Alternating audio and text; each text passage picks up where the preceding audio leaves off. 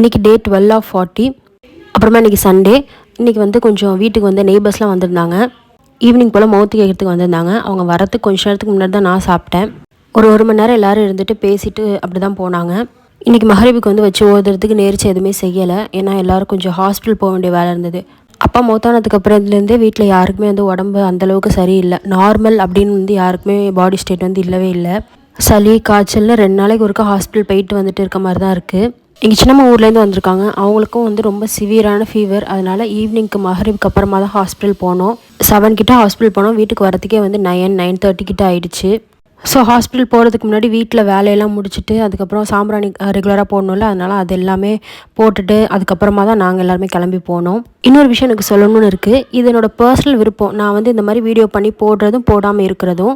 நிறைய பேர் எனக்கு சப்போர்ட்டும் பண்ணுறீங்க. அதே மாதிரி நெகட்டிவிட்டியும் ரொம்பவே ஜாஸ்தியாக இருக்குது. அப்புறம் நான் தொழுகிறதெல்லாம் பார்த்துட்டு இப்படியா செய்வாங்க. நான் வந்து ஃபுல்லாக வந்து காட்ட முடியாது. நான் கட் பண்ணி தான் நான் காட்டுவேன்.